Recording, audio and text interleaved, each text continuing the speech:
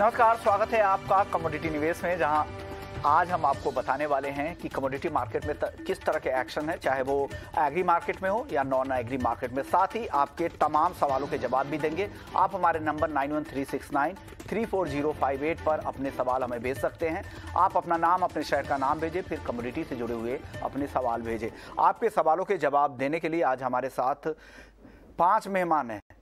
हमारे साथ जय पुरोहित है जेएम फाइनेंशियल से, राजीव कपूर जी हैं ट्रस्ट लाइन से, बिटपन मजुमदार है bmazumdar.com से, और शुगर सेक्टर पर बात करने के लिए हमारे साथ प्रफुल्ल विठलानी जी होंगे जो all India sugar traders association के चेयरमैन हैं, और साथ ही पुखराज चोपड़ा होंगे जिनसे हम ग्वार के मार्केट की ग्राउंड रिपोर्ट समझेंगे। चलिए, सबसे पहले लेकिन आज बात करेंगे चांदी में, क्योंकि चांदी में जिस तरह से तेजी आज वापस से अब बढ़ती जा रही है। हालांकि कल शाम के सत्र में चांदी में एक तेज गिरावट देखने को मिली थी, करीब करीब 900 रुपए गिरकर चांदी बंद हुई थी, लेकिन आज 1200 रुपए तक की तेजी दिख रही है।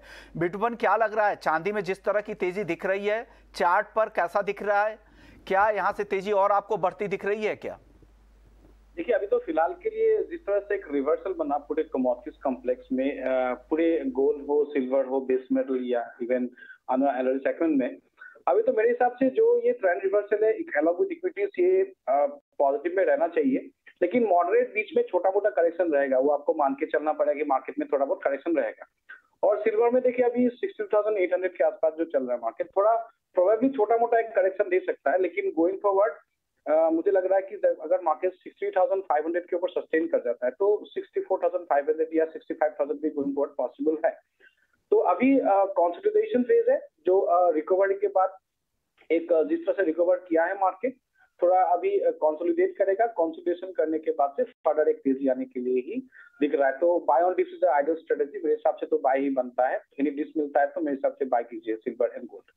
ट्रेंड के साथ जाने की सलाह है, जो भी डिप मिले यहाँ पर खरीदारी की ही राय यहाँ पर चांदी में दी जा रही है। राजीव जी, आपको क्या लग रहा है, चांदी अभी भी खरीदना चाहिए इन स्तरों पर? नमस्कार। नमस्कार सर। सोना चांदी दोनों की तेजी लग रही है। देखिए, अब जियोपॉलिटिकल टेंशंस के कारण भी इसको थोड़ा सपोर्ट मिला है, प्लस डॉलर में जो गिरावट आई उसका, डॉलर इंडेक्स में जो गिरावट आई उसका बेनिफिट मिला। मुझे लगता है कि ओवरऑल जो ट्रेंड है नेगेटिव से धीरे धीरे अब पॉजिटिव हो गया है, medium term point of view से भी। तो जो भी कंसोलिडेशन होगा, जैसे अब सिल्वर ऑलरेडी कंसोलिडेशन फेज में एंटर हो चुका है, जहां पर 63 के आसपास इसे रेजिस्टेंस मिलता है। सिमिलरली 61 के आसपास सपोर्ट मिलता है। तो बाय ऑन डिप्स की स्ट्रेटेजी ही लेके चलनी चाहिए, जैसा बिटूबर ने भी कहा। मुझे भी लगता है कि जब भी इसमें पुल बैक मिले, एक डिसाइसिव सा पुल बैक आए, गोल्ड या सिल्वर में खरीद के चलना चाहिए। अगर मैं आज की बात करूं इंट्राडे के लिए, तो 62,500 के आसपास चांदी में खरीदारी का ट्रेड इनिशिएट कर सकते हैं। 62,100 का स्टॉप लॉस रख सकते हैं इंट्राडे पॉइंट ऑफ व्यू से। 63,500 का टारगेट रख सकते हैं। सिमिलरली गोल्ड में भी मुझे लगता है कि आज गोल्ड 53,000 के ऊपर सस्टेन कर रहा है सिंस मॉर्निंग। एक मुझे लगता है एक डिसाइसिव मूव दिख सकता है गोल्ड में। 53,100 के आसपास गोल्ड में खरीदारी कर सकते हैं। स्टॉप लॉस 52,900 का मेंटेन करें। 53,500 का इसमें टारगेट रखें। और चांदी में विश्वमोहन जी, अगर बाजार 63,000 के ऊपर क्लोज होने में कामयाब हो जाता है तो आई थिंक एक ब्रेकआउट की स्थिति उत्पन्न होगी, और फिर मुझे लगता है कि 1.5 से 2,000 पॉइंट की एक एक्सप्लोसिव मूव भी इसमें आ सकती है। तो चांदी में जरूर ध्यान रखें, अगर 63,000 से ऊपर क्लोजिंग हो तो शॉर्ट करके ना जाएं। यानी शॉर्ट नहीं करने की सलाह है, ट्रेंड के साथ ही आपको बने रहना है। डीप जहां पर मिले आप वहां पर खरीदारी की सलाह है। जय पुरोहित भी हमारे साथ है। जय, आपको क्या लग रहा है, गोल्ड और सिल्वर में जिस तरह की तेजी यहां पर दिख रही है, क्या सलाह दे रहे हैं ट्रेडर्स, किस तरह से पोजीशन बनाए यहां पर अभी? जय जी नमस्कार। नमस्कार। थोड़ा सा प्रॉब्लम था वॉइस में, can you repeat question? Gold और सिल्वर पर आपसे मेरा सवाल था, जिस तरह की तेजी हम देख रहे हैं गोल्ड और सिल्वर में, यहां से अब किस तरह की पोजीशन बनाने की सलाह आप दे रहे हैं? जी डेफिनेटली दोनों का ट्रेंड काफी पॉजिटिव है और मोमेंटम के साथ में ही रहना चाहिए। लास्ट इनफैक्ट कुछ दिनों से हम लोग देखेंगे तो गोल्ड और सिल्वर दोनों में ही अच्छा खासा उछाल देखने के लिए मिला है। गोल्ड अभी मुझे लग रहा है कि यहाँ से और मजबूत होना चाहिए। 54,000 तक के लेवल्स हम लोग देख सकते हैं। तो 53,000, 53,050 वो अच्छा एक बाइंग लेवल रहेगा जहाँ पे बाइंग करके चल सकते हैं। और 52,650 का एक स्टॉप लॉस रखना चाहिए। तो डेफिनेटली बाय एंड डिप्स का व्यू है गोल्ड के ऊपर, और यहाँ पे मुझे लग रहा है कि अच्छा खासा मजबूती रहना चाहिए। और रही बात सिल्वर की, तो सिल्वर भी काफी अच्छा लग रहा है ये करंट लेवल से। सिल्वर में ऑलरेडी एक ट्रेंड लाइन ब्रेकआउट आ चुका है और लास्ट 3-4 दिन से ये एक रेंज में ट्रेड कर रहा है। सो 63,000 के ऊपर ये निकलता है तो वहां पे एक अच्छा खासा मोमेंटम रहेगा, और अपसाइड में लगभग 65,000 से 65,500 तक के लेवल हम लोग देख सकते हैं। चलिए, गोल्ड और सिल्वर की बात करने के बाद अब कुछ सवालों के जवाब भी ले लेते हैं।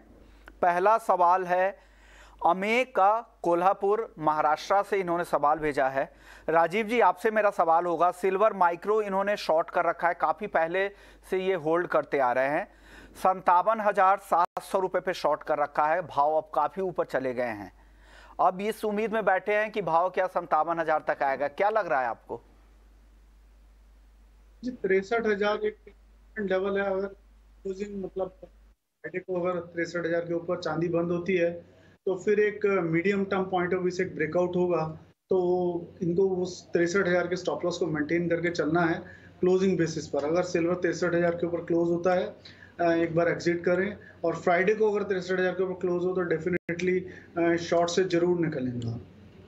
निकलने की सलाह दे रहे हैं। सिल्वर माइक्रो का प्राइस अभी 62,775 रुपए पर है, आज करीब करीब 1,000 रुपए की तेजी है। जय, ऐसे ट्रेडर्स जो बिना स्टॉप लॉस के ट्रेड कर रहे हैं, अपने पोजीशन को खुला छोड़ देते हैं, 57,700 की पोजीशन है इनके पास, शॉर्ट पोजीशन, और आज इतना नुकसान हो रहा है, क्या सलाह देंगे इनको? देखिए, ऑलरेडी इनके जो प्राइस है उससे लगभग 4,000 पॉइंट ऊपर ट्रेड कर रहा है, तो डेफिनेटली ऐसी कंडीशंस में स्टॉप लॉस रखना बहुत ही जरूरी है। और जब भी आप ट्रेड कर रहे हैं सिल्वर, गोल्ड या कोई भी कमोडिटीज में, क्योंकि ये एक डेरिवेटिव मार्केट है, तो यहाँ पे स्टॉप लॉस रखना काफी जरूरी है, अनटिल एंड अनलेस अगर आपको डिलीवरी लेना है या देना हो तो अगर आप पोजिशनल ट्रेडर नहीं है या डिलीवरी बेस्ड ट्रेडर्स नहीं है तो स्टॉप लॉस के साथ ही ट्रेड करें। विदाउट स्टॉप लॉस बिल्कुल भी ट्रेड नहीं करें, बिकॉज रिस्क मैनेज करना उतना ही इंपॉर्टेंट है जितना कि एक ट्रेड आइडेंटिफाई करना। तो रिस्क मैनेजमेंट पे ज्यादा। ओके, बिल्कुल सही बात है। चलिए अगले दर्शक है हमारे साथ, संतोष हैं बुल्ढाना से। कॉपर 707 रुपए पे खरीदा है। बिटुपन, क्या सलाह देंगे संतोष जी को? 707 की बाइंग है, भाव अभी 700 रुपए के नीचे है कॉपर का, क्या करें? नहीं, कॉपर तो अभी थोड़ा सा करेक्ट कर रहा है, जिस तरह से एक स्ट्रॉन्ग मूवमेंट आया था। अभी फिलहाल के लिए तो कॉपर का ओवरऑल जो आउटलुक है पॉजिटिव है, लेकिन इनका खाली बाइंग तो टॉप लेवल पे हो गया है मेरे हिसाब से। अभी भी यहाँ पे जो डिप्स है ना, यहाँ पे मुझे लग रहा है कि यहाँ से प्रोबेबली 684 685 का जो एक नीचे का रेंज है वहाँ पे वो होल्ड करना चाहिए। और गोइंग फॉर मुझे भी लग रहा है कि थोड़ा मार्केट बाउंस बैक हो सकता है, लेकिन एक स्टॉप लॉस मेंटेन करके रखिए 683 के नीचे, और प्रोबेबली आपका वो रेट मिल सकता है 704 या 705, क्योंकि अभी जो ब्रॉडर अभी फेज रहेगा थोड़ा कंसोलिडेट करेगा। इक्विटीज में भी जो सिनेरियो है, कल थोड़ा सा एक स्लाइड पैनिक आ गया था जो पोलैंड में ये हुआ था, जो मिसाइल का, उसमें भी काफी कंफ्यूजन है कि कहाँ से हुआ है, लेकिन थोड़ा सा एक कंफ्यूजन मार्केट में आया। लेकिन मेरे हिसाब से मार्केट में इतना टेंशन अभी फिलहाल के लिए नहीं है, थोड़ा सा कंसोलिडेट करेगा, things are looking better from here. और मेरे हिसाब से ये मुझे लग रहा है कॉपर गोइंग फॉरवर्ड 715 या 720 भी बच सकता है, तो 683 के नीचे स्टॉप लॉस लेके रखना। अगर कोई भी किसी को अभी कॉपर में पोजीशन भी लेना है तो डिप्स में मेरे हिसाब से बाय कर सकते हैं, लेकिन इनका होल्डिंग है तो नीचे 683 के आसपास स्टॉप लॉस लेकर कर सकते हैं। चलिए अगले दर्शक हैं हमारे साथ, महावीर हैं बेंगलुरु से। क्या कॉमेक्स गोल्ड $1632 $163 तक आएगा और चांदी $18 तक की उम्मीद करें? जय, अब लग रहा है जिस तरह की तेजी गोल्ड और सिल्वर में लग रहे हैं, ये जो लेवल बता रहे इतने नीचे का कॉमेक्स गोल्ड के लिए $1632 और चांदी के लिए $18, आपको मुमकिन लग रहा है क्या इतना नीचे अब भाव आएगा? देखिए, अभी जो सिनेरियो चल रहा है, जो फंडामेंटल्स है गोल्ड और सिल्वर के, तो डेफिनेटली नेक्स्ट 6 महीने के लिए तो ऐसा चांसेस कम है कि $1630 तक के लेवल्स हम लोग कॉमेक्स गोल्ड में देख सकते हैं। डाउन साइड में अभी जो मेजर सपोर्ट है वो लगभग 1730 1735 के जोन में है, और वहां पे अगर करेक्शन आता भी है तो वहां पे एक बेस बना के फिर से ऊपर की साइड ही जाना चाहिए। अपसाइड में मुझे लग रहा है 1820 से 1840 तक के लेवल हम लोग आने वाले 1 महीने में देख सकते हैं। और रही बात चांदी की, तो चांदी में भी लगभग $20 से $20.20, ये एक अच्छा सपोर्ट है, और उसके नीचे इमीडिएट नेक्स्ट 1 से 2 महीने में तो करेक्शन नहीं लग रहा है। सो इनका जो क्वेश्चन है उसका आंसर मेरी साइड से नो है। दोनों में मुझे इतना बड़ा गिरावट नहीं लग रहा है, और डेफिनेटली फिर नीचे के लेवल्स जो आते हैं, अगर यहाँ से 5 to 7% तक का करेक्शन आता है तो वो एक अच्छा बाइंग लेवल है। चलिए, कुछ दर्शकों के सवालों के बाद अब शुगर सेक्टर की भी बात कर लेते हैं, क्योंकि रॉ शुगर के दाम 7 महीने की ऊंचाई पर पहुंच गए हैं। अप्रैल के बाद सबसे ऊपरी स्तर पर आज शुगर है। $20 के आसपास ट्रेडिंग वहां पर हो रही है। ब्राजील से सप्लाई घटने की चिंता है, साथ ही बायोफ्यूल ब्लेंडिंग पर वहां पर फोकस ज्यादा है, इससे दाम बढ़ रहे हैं। साथ ही जिस तरह की उम्मीद यहां से एक्सपोर्ट की थी इंडियन मार्केट से, वो नहीं हुआ है। सरकार ने 1 नवंबर से मई 2023 तक 60 लाख टन शुगर एक्सपोर्ट का नोटिफिकेशन जारी किया है। तमाम खबरों को समझते हैं, और लेकिन भाव जब बढ़ गए हैं तो एक खबर ये भी आ रही है प्रफुल्ल जी, कि अब जितने भी एक्सपोर्टर्स हैं वो रीनेगोशिएट कर रहे हैं ऊंचे भाव के लिए। क्या ऐसी खबर सही है? नहीं, ये ऐसा है कि हिंदुस्तान की जो कोई एक महाराष्ट्र का कोई एक पैच है छोटा सा, और उन लोग की शुगर मिल और एक्सपोर्टर के बीच में रीनिगोशिएशंस हो रहे हैं। ये जो एक्सपोर्टर्स ने इंटरनेशनल मार्केट में डील्स की हुई है वो ऑनर हो रही है। यानी ये हम 2-3 दिन से जो न्यूज़पेपर, मीडिया और सब जगह पे आर्टिकल्स पढ़ रहे हैं, तो I just want to clarify कि जो कमिटमेंट हमारे एक्सपोर्टर्स ने इंटरनेशनल मार्केट में की है वो ऑनर हो रही है। कोई शुगर मिल्स है कि जो रीनिगोशिएशन या डिफॉल्ट कर रही है महाराष्ट्र में, उनके काफी जन के तो पिछले रिकॉर्ड भी ऐसा है कि वो हमेशा के ऐसा है कि मार्केट बढ़ जाती है तो डिफॉल्ट करते हैं। कोई नए भी जुड़े हैं वो भी रंगत के साथ, पर that is a problem between sugar mill and Indian export house. It is nothing to do with the international market, number 1। Okay. और जो आप कह रहे हो कि मार्केट जो तेजी हो रही है, तो कैसा है कि इंटरनेशनल मार्केट में लीफे और नाइबोट में डॉलर वीकनेस के सामने फंड बाइंग आ रही है। अब डॉलर वीकनेस के सामने INR स्ट्रॉन्ग होते जा रहा है, वो एक सरप्राइज हो गई है वर्ल्ड को। तो INR स्ट्रॉन्ग होने से भी मार्केट में तेजी आ रही है। ओके। और थाईलैंड का जो कोटा बी का भी ट्रेडेड हुआ था वो भी हाई रेट्स में हुआ था। तो ओवरऑल देखते हैं तो वर्ल्ड में कैसा है कि आज सरप्लस नहीं पर डेफिसिट दिख रही है। ओके। और जो एशियन और गल्फ कंट्रीज है जिनको एक अपेक्षा थी कि भाई हमें चलिए ना, हमारा नवंबर का जरूरी है वो यहाँ से मिल जाएगा इंडिया से, पर जैसे सीजन लेट हो गई, दिवाली के बाद सीजन आई चालू होने को, क्योंकि बारिश भी विड्रॉल हुआ, उसके बाद सीजन चालू होनी, और गवर्नमेंट के जो है स्ट्रेटेजी कि नवंबर महीने में कोटा रिलीज करना, वो डोमेस्टिक सप्लाई को भी प्रोटेक्ट करने के लिए था। तो ये चीजें कोई जो है कि सीजन लेट चालू होने से सप्लाई में दिक्कत आ रही है, तो ये टेम्पररी है, सोच सकते हैं फर्स्ट वीक ऑफ दिसंबर तक, और बाद में सब स्मूथ हो जाएगा। ओके, यानी ये टेम्पररी फिनोमेना है। सर, अब तक कितने एक्सपोर्ट कॉन्ट्रैक्ट हुए हैं सरकार के नोटिफिकेशन जारी करने के बाद से? ऐसा है कि सरकार के नोटिफिकेशन जारी करने के पहले ही 22-23 लाख टन के हो चुके थे, और आज की तारीख में 41 लाख टन के तो बिजनेस हो चुके हैं। यानी 60 लाख टन में से आप समझ लीजिए कि 68% के कॉन्ट्रैक्ट तो हो चुके हैं। ओके सर, क्या अब लग रहा है कि सेकेंड ट्रांच भी सरकार की तरफ से अनुमति मिलेगी और उसे बढ़ाया जा सकता है? जो 60 लाख टन का कोटा है उसे बढ़ाकर 80-90 लाख टन तक भी किया जा सकता है? ये सब चीजें फरवरी के फर्स्ट वीक या जनवरी के लास्ट वीक में ही रीअसेसमेंट होगी। ओके। इसके पहले रीअसेसमेंट नहीं होगी। सीजन लेट चालू हुई है, रिकवरी कैसी है, यील्ड कैसी है, काफी लोगों का जो प्रोडक्शन का जो एस्टिमेट है 350 से 360 लाख टन का, उससे अगर ज्यादा होने को जा रही है तो डेफिनेटली आएगा, अगर उससे कम होने जा रही है तो नहीं आएगा, और अगर सेम रहता है तो शायद एक विंडो जो है 10 लाख टन की और बचती है।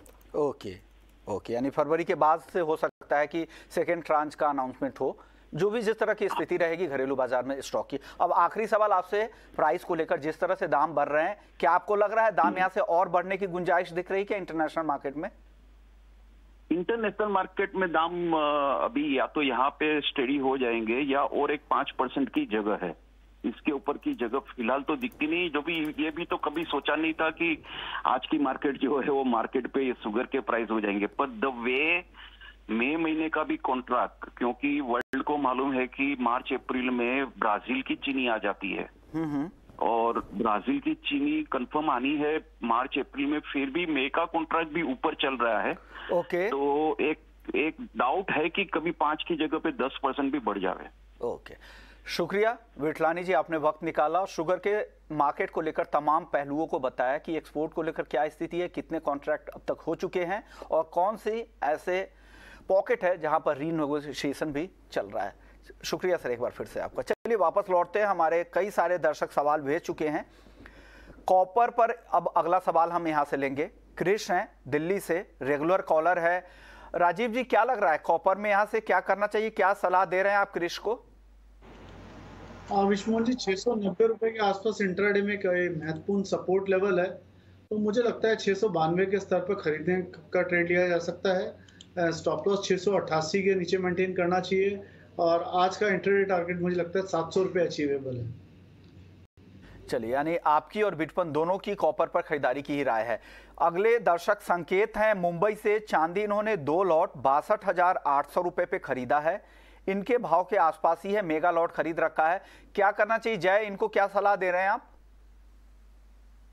देखिए, चांदी का ओवरऑल ट्रेंड तो पॉजिटिव है, तो होल्ड रखना चाहिए। अगर ये शॉर्ट टर्म ट्रेडर है या इंट्राडे के लिए लिया है तो 62,400 का स्टॉप लॉस रहेगा और अपसाइड में 63,600 का टारगेट रहेगा।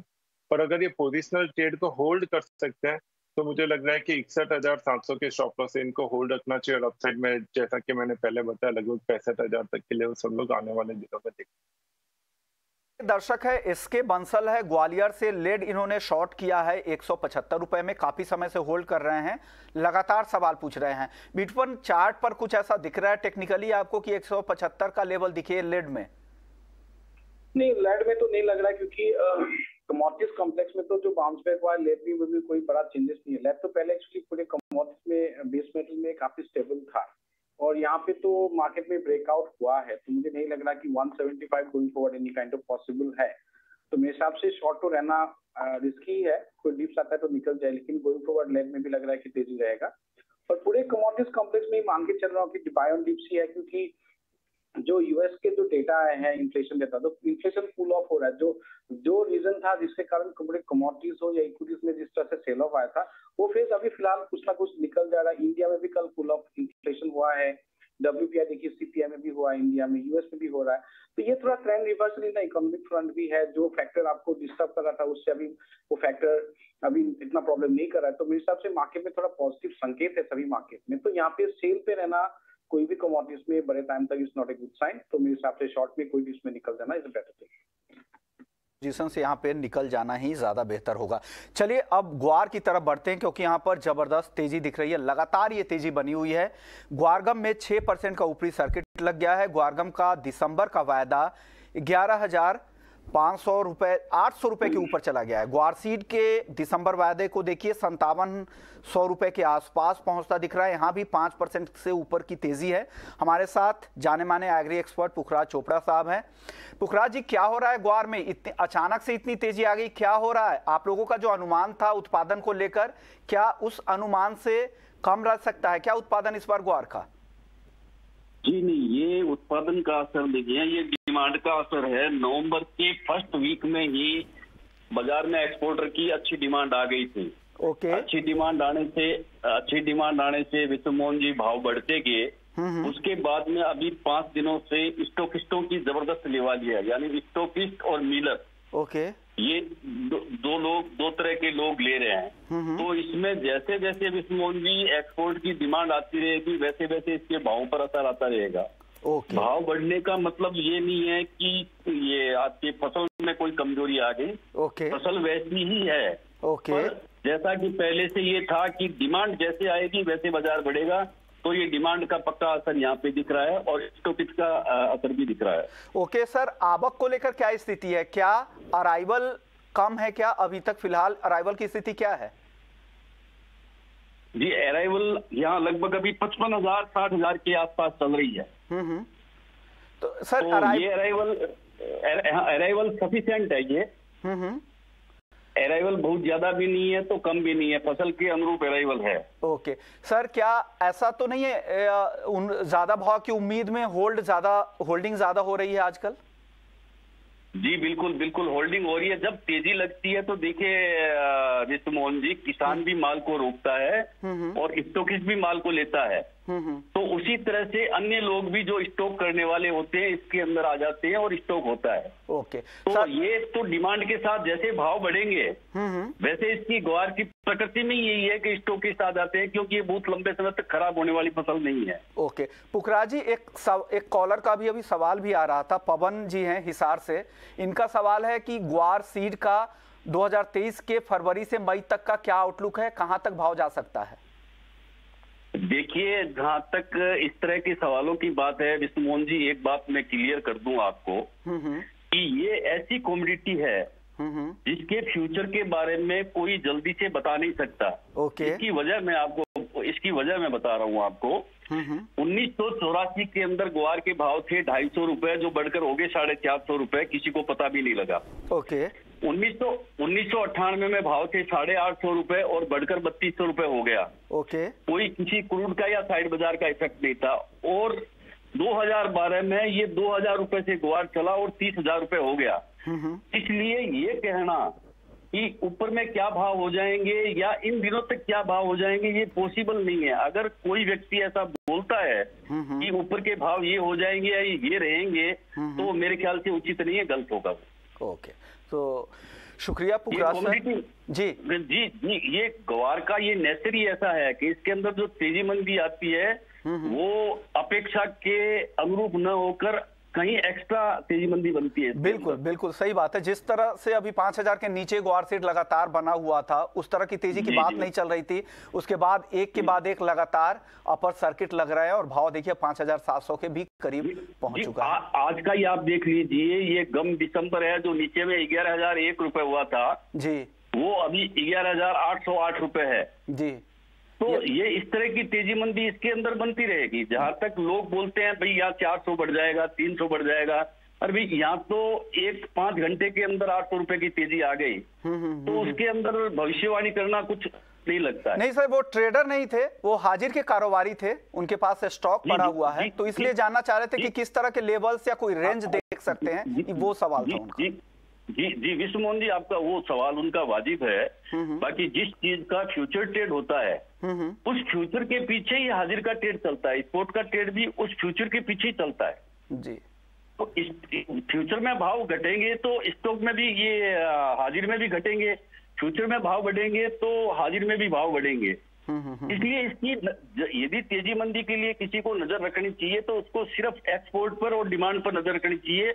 एक्सपोर्ट और डिमांड ही आपको बता पाएगी कि मेरा किस तरह का व्यवहार रहेगा और किस तरह की तेजी आ सकती है इस मोदी। ओके, यानी उत्पादन को लेकर चिंता नहीं है, उत्पादन तो बम्पर रहने ही वाला है, लेकिन आगे जो भी प्राइस यहां से जाएंगे वो पूरी तरह से डिमांड ही ड्राइव करेंगी, चाहे वो डोमेस्टिक डिमांड हो या फिर एक्सपोर्ट डिमांड हो। पुखराज जी, अब जाते जाते एक सवाल आपसे अनूप सिंह राजस्थान से है और उनका सवाल था कॉटन पर और मस्टर्ड पर। हालांकि बुआई मस्टर्ड की काफी अच्छी, जो अभी तक की जो रिपोर्ट आई है, काफी अच्छी बुआई हो रही है और साथ ही दूसरी तरफ कॉटन का जो उत्पादन का अनुमान है वो काफी बेहतर है। सीआई के प्रेसिडेंट से बात हो रही थी, उनको लगता है कि उन्होंने जो इस बार का उत्पादन अनुमान दिया उससे ज्यादा ही उत्पादन रहेगा, इस बार उन्हें कम करने की जरूरत नहीं पड़ेगी।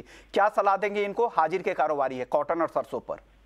देखिए, कॉटन पे तो मेरी इतनी अभी स्टडी नहीं है, बाकी जहां तक मस्टर्ड का सरसों का सवाल है, पूरे वर्ल्ड के अंदर तेल तिलहन की जो पिछले समय में शॉर्टेज देखी गई, तो इसके अंदर बड़ी मंदी बनने की संभावना नहीं है।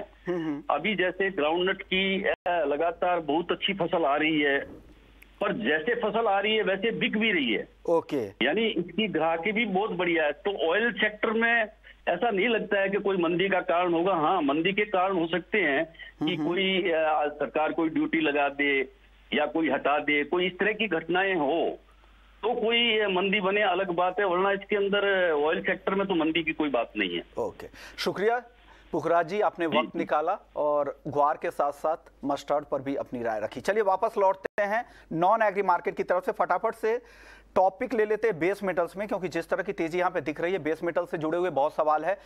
जय, आपकी टॉपिक क्या होगी? मेटल में क्या सलाह दे रहे हैं आज? कहां पे खरीदे या क्या बेचे आज बचे हुए 6-7 घंटे जो हैं उसके लिए?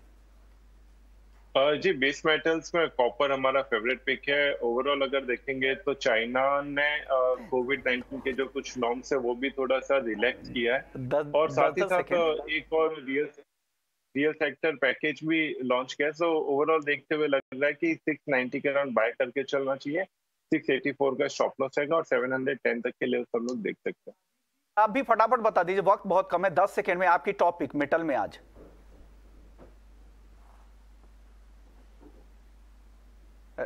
जी हाँ बिटकॉइन आप ही बता दीजिए, आपकी टॉपिक 10 सेकंड में बताइएगा। हाँ 688 में मेरा थोड़ा डिफरेंट बाय करूंगा। 688 में मेरा कॉपर बाय होगा, मेरा 683 के नीचे stop loss. I am looking for for target of 703 या 710 गोइंग फॉरवर्ड। राजीव जी आपकी टॉपिक बचे हुए 6-7 घंटे के लिए बेस मेटल्स में क्या है? विष्णु जी कॉपर में इंट्राडे करंट 698 के 688 के स्टॉप लॉस से 700 रुपए के टारगेट के लिए। शुक्रिया राजीव जी आपका, जय आपका, बिटकॉइन आपका। आप लोगों ने वक्त निकाला और दर्शकों के फटाफट सवाल भी दिए, कुछ बेहतरीन ट्रेडिंग कॉल्स भी दी। तो कमोडिटी निवेश को यहीं समेटते हैं, लेकिन आप कहीं मत जाइए, ब्रेक के बाद आपके लिए लेकर आएंगे स्वदेश विशेष। नमस्कार।